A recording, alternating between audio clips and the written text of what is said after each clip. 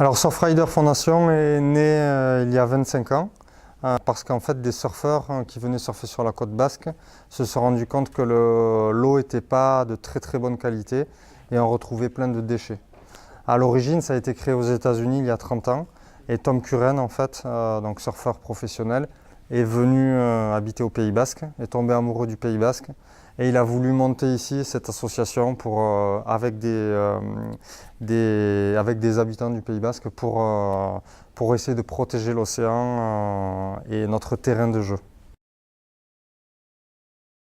Alors pour atteindre nos objectifs, c'est assez simple au final. Surfrider, on va travailler sur 3 axes. Le premier qui va être la mobilisation citoyenne, réunir un maximum de citoyens, de volontaires autour d'une action. La deuxième, ça va être l'éducation. On travaille beaucoup dans l'éducation auprès des publics jeunes et moins jeunes. Et la troisième partie, ça va être le lobby. Donc le lobbying, très important. On a un bureau à Bruxelles et chaque axe va nourrir le lobbying. Alors chaque année, on mobilise à peu près, dans le cadre des initiatives Océane, 60 000 personnes en Europe, donc c'est assez important. Faut savoir que ici vous êtes au siège européen de Surfrider à Biarritz.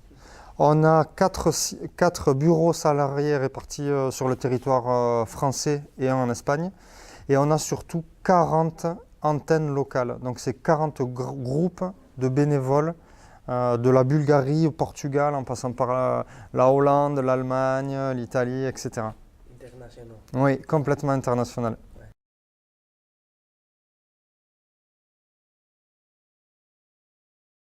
Déjà échanger, organiser des nettoyages de plage, se mobiliser.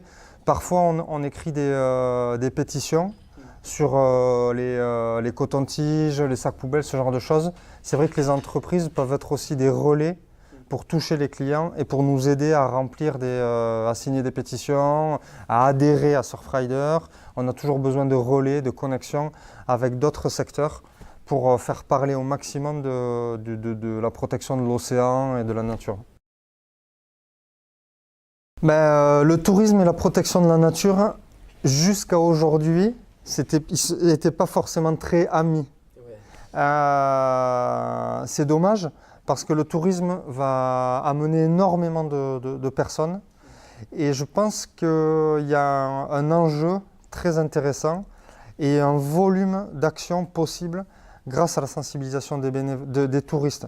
Donc Surfrider, pour nous, c'est très important de toucher les touristes parce que le touriste, il va être dans une situation différente quand il est en vacances, dans un lieu différent que dans le lieu où il vit.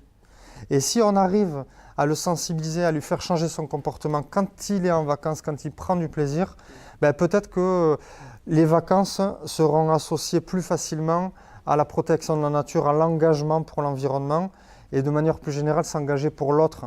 Parce que protéger l'environnement, c'est aussi être curieux des autres, connaître son voisin, dire bonjour aux gens qu'on ne connaît pas dans la rue. Pour moi, c'est très lié, quoi. Ouais. C'est vraiment la curiosité qui va casser la peur de l'autre, casser les préjugés. Et je crois que c'est très important de pouvoir jouer sur cette corde-là.